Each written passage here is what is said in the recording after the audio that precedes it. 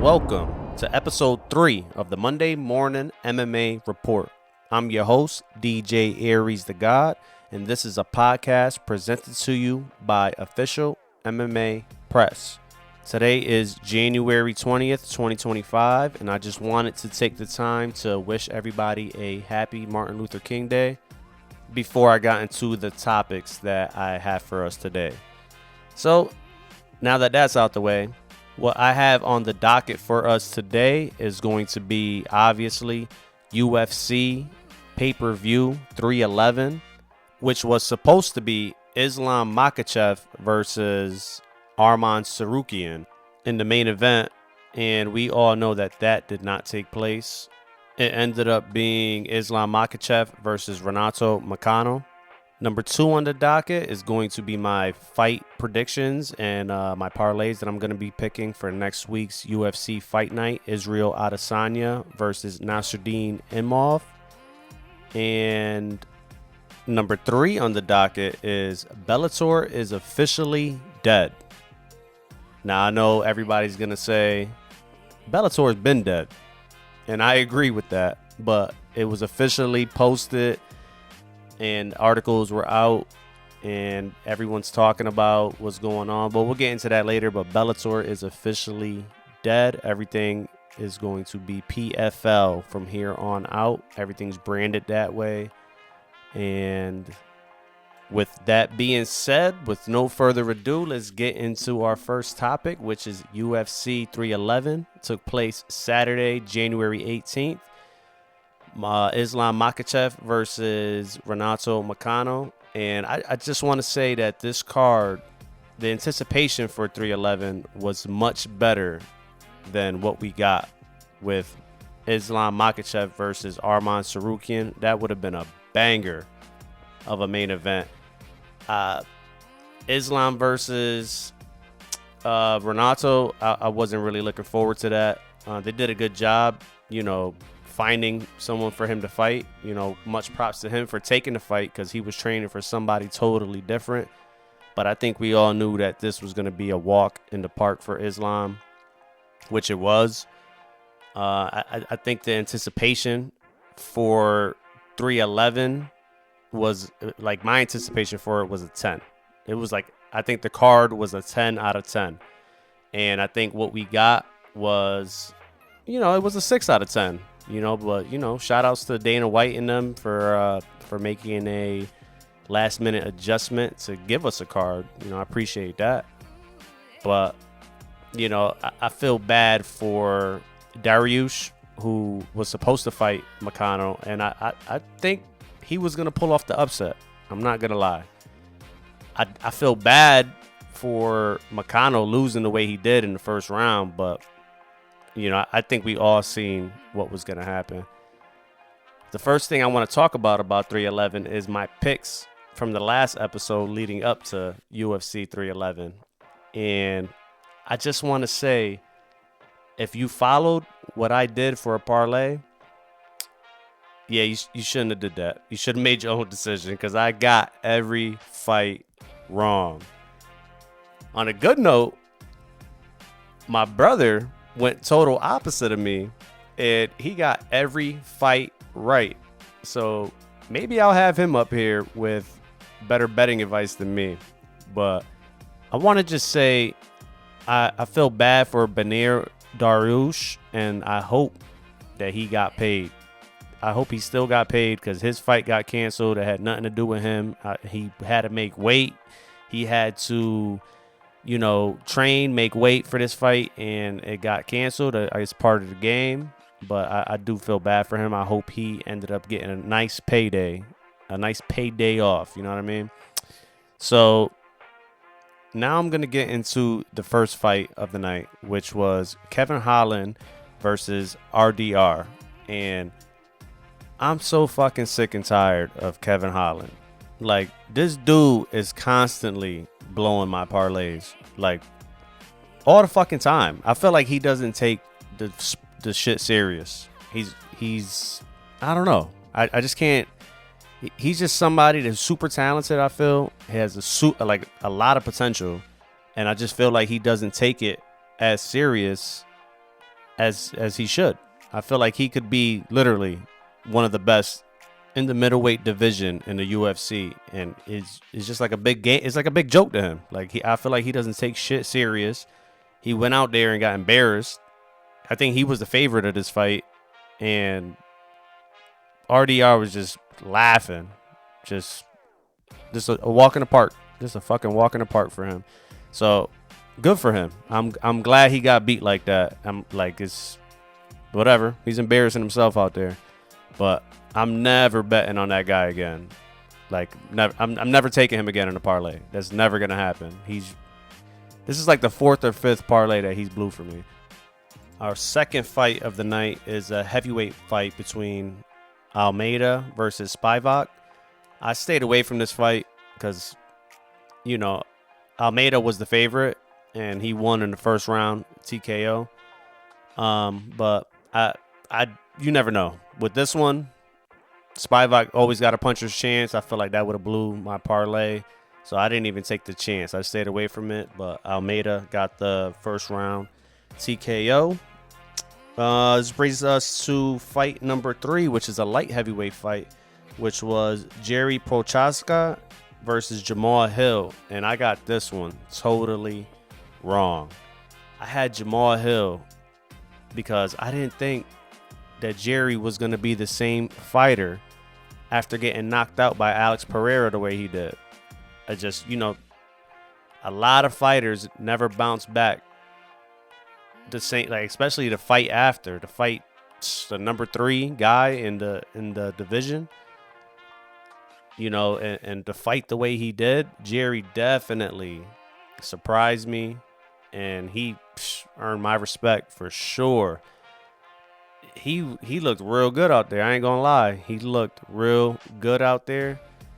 But Jamal Hill looked good out there too. It was a really good fight. It wasn't just one-sided. These guys it was a brawl. They were going back and forth. This is the way you're supposed to lose if you're gonna lose. I just felt like Jamal Hill had extra motivation behind him because he wanted to fight Pereira so bad because he was doing a lot of fuck shit outside, going to his gym and doing a lot of fucking stupid antics. So I just thought he really wanted to fight Pereira so bad that was going to be the extra motivation to just go out there and dominate Jerry. And boy, was I wrong. But it seems that Jerry was the one with the extra motivation because he seemed to have a fan that he's sponsoring, that a young fan that has cancer, that he flew out to the fight and he shaved his head bald because I'm guessing the young lady she's doing chemo, so he shaved his head bald to represent her, show her. He said something in the press conference like that represents strength, and he donated $50,000 to a charity for cancer patients and stuff. And Dana White also did something commendable and matched his donation, so that was pretty cool. But I'm guessing that motivation that I was speaking about with Jamal Hill, Jerry was the one with the extra motivation, something to fight for. He had a young fan out there, and I'm sure he made her night. I love it. That was amazing. And it's just something that, as a fan, you just really enjoy seeing. It's just something that makes you feel good watching, and I love it. It made me have a lot more respect for Yuri than I had before. And he killed it. Congratulations. Let's give a round of applause for that. That deserves a big, big round of applause.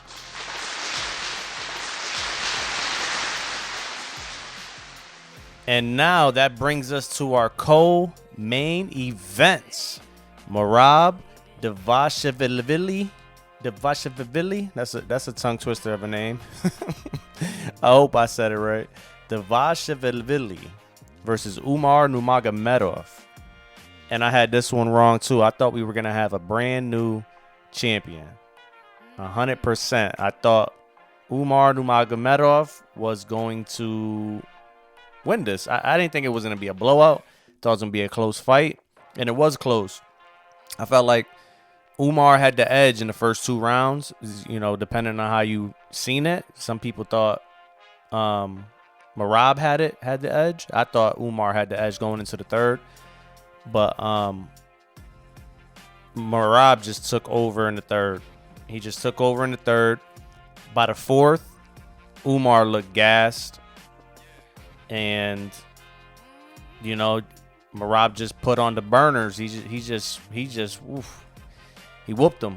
He whooped him. It was bad. By the fifth round, it looked like he was making an example out of Umar. He just kept dropping him at will. He broke the record for takedowns. He broke GSP's record for takedowns. And it was a good fight. I would watch that fight again. That's a rewatchable fight for sure. It has a lot of replay value. Merab, he gained my respect. Umar, he lost a little bit of respect from me because he started making excuses. His hand was broken, and he should have just took his L and not really said much. Just gave Merab the respect he deserved.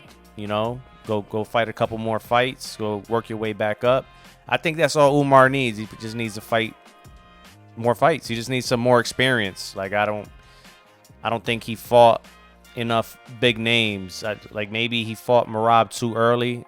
I definitely got to put some respect on Merab's name. I did say, probably off the pod, I did say that Merab would be the one to pull off the upset because even though Merab was the champion, believe it or not, he was the underdog in this fight. So whoever picked him, and I meant to bet on him too because that's one of those that you just don't skip. Even though I had Umar on my parlay, I should have made a separate side bet with Merab. And that's my fault. I messed that up. But great fight. That was Merab put on a masterclass for sure. He just it was super entertaining. He just kept dropping them with the same dumb takedown. Just kept dropping them. It was super cool to watch. Not much else on this. I mean, who else is there for Merab to fight next? I gotta really check. Honestly, I thought Umar Nurmagomedov. I thought we were gonna have two champions from the same camp. Islam and Umar. That would have been dope. That would have been dope for their camp. But oh man, congratulations to Merab. He had my respect, and just the way he did that, to just put on that performance, he definitely earned more of my respect for sure. And we're going to give him a big round of applause too, because these last three fights, the last three winners definitely deserve huge round of applauses.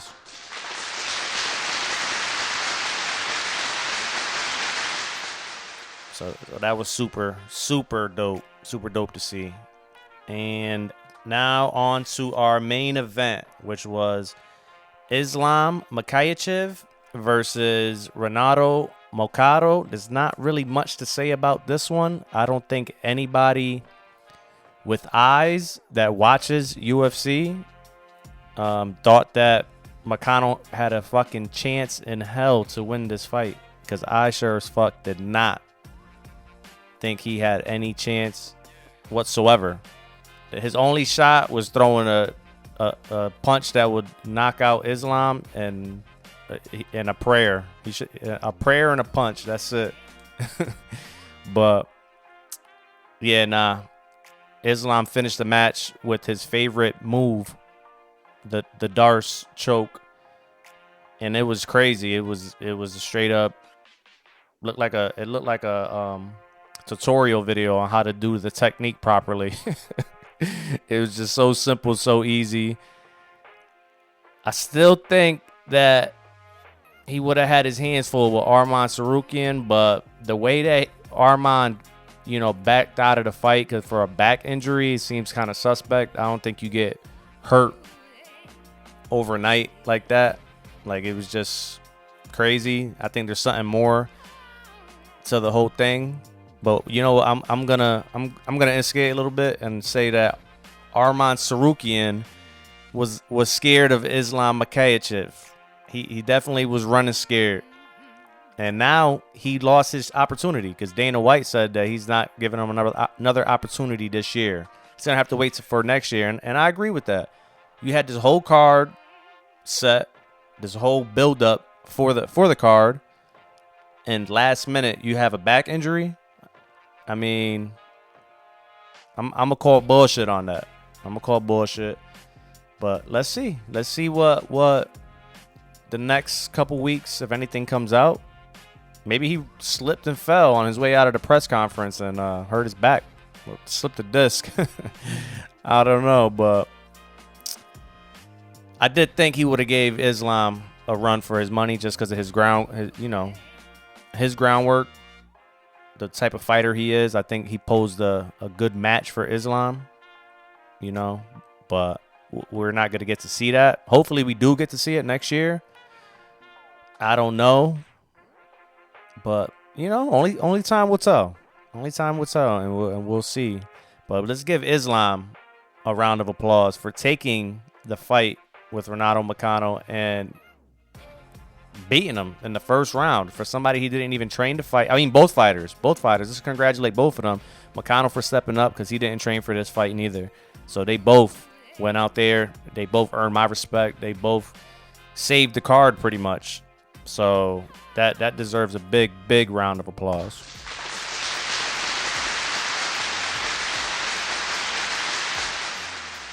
And Islam just tied Anderson Silva's record for the most title defenses, and I hope he beats John Jones' record because that'll be cool to live through history. So I think he got 5 more fights he got to win in order to beat John Jones' record.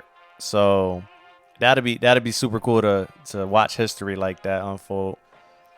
So this seems like a good place to leave off. Let's get into our next topic, which is the picks and predictions for next week's UFC's Fight Night, Israel Adesanya versus Nasruddin Imavov, which takes place next Saturday in Saudi Arabia.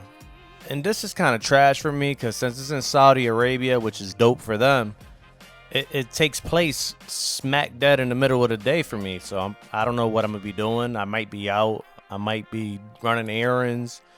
I hope I could catch it live. But if not, I'm going to have to rewatch it, it's still good, but it's going to be hard to not see who won and who didn't win, You know how it is. You got to stay away from social media. Otherwise, X ruins it for you. I get the ESPN notifications, and so I hope I could plan my Saturday to be able to catch the main card live. So without further ado, let's get to the picks for next week. So the first fight on the main card is Mohammed Naimov versus Khan Offley. I'm going to go with Naimov. Fight 1.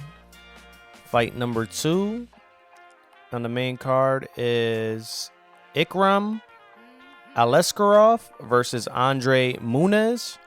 I'm going to go Andre Muniz.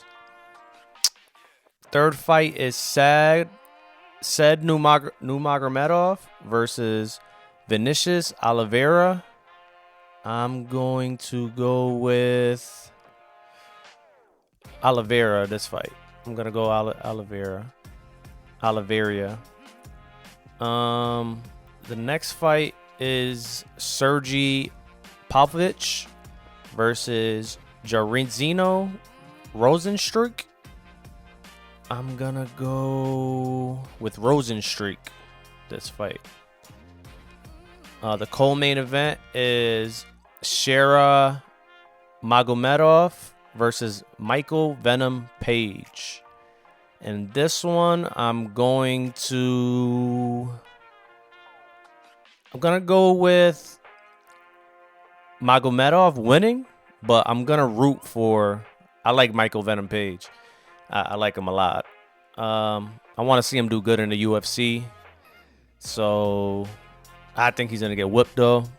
If I'm betting, I'm going Shera Magomedov. But I'm going to hope that Michael Page could break his 4-fight winning streak. And for the main event is Israel Adesanya versus Nasruddin Imavov. And I got to stick with my boy Israel Adesanya. I think he This is the start of his journey to reclaim the title. So I like Adesanya a lot, and I want to see him do well.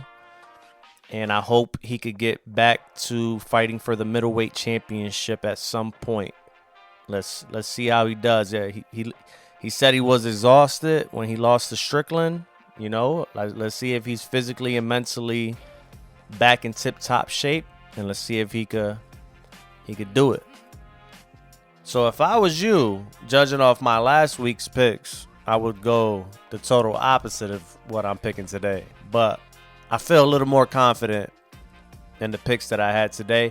If I was to do a parlay, just the main event and the co-main event, my parlay would be Adesanya and Shara Magomedov, and that's probably the only bet that I'm gonna make. I'll probably drop a couple dollars on that, and I think they're the favorites, so you got to parlay that to get a decent return. But I feel like that's a safe way to go. And for our third topic of the day, before we wrap this show up, is the headline came out this weekend: Bellator is dead. Now, I think we all knew that Bellator was dead. They haven't been coming out with anything. PFL absorbed them. But finally, we got word that it's over with. Everything that comes out from here on out is PFL. That's the title of everything that's going on there. Everything is PFL now.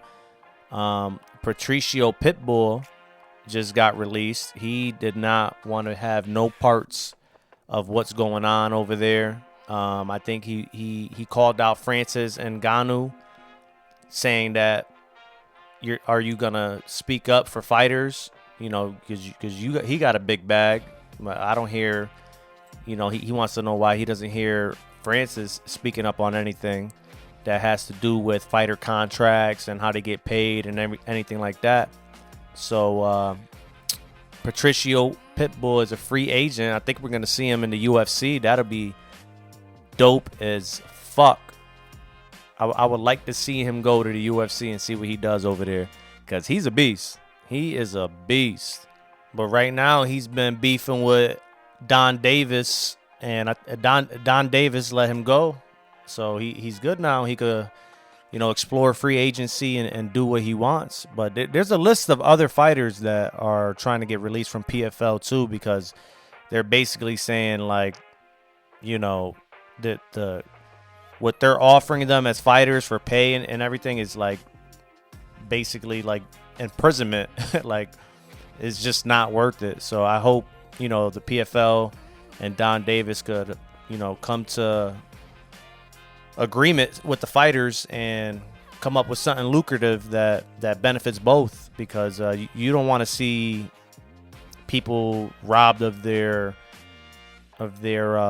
livelihood like that. It's not good for both, because if the fighters are refusing to fight, then the PFL is gonna go under. And I like the PFL. They just have to. They got to figure it out. They got to figure it out, get it together. You know what I mean?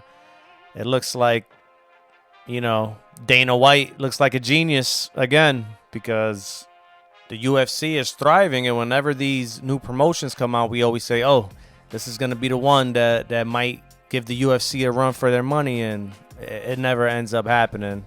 So let's wait and see what's going on. I mean, like the GFL too. The GFL was supposed to start in April.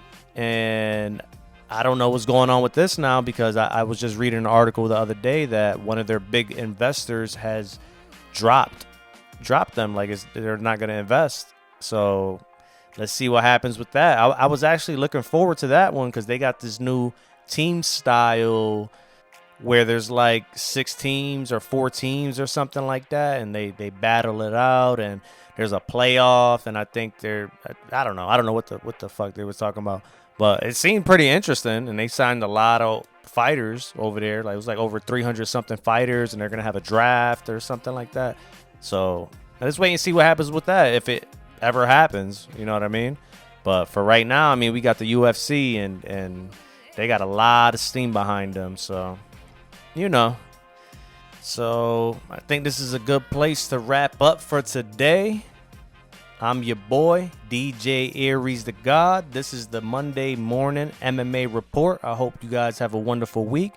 Again, this is a podcast presented to you, brought to you by Official MMA Press. And I'm out. Peace.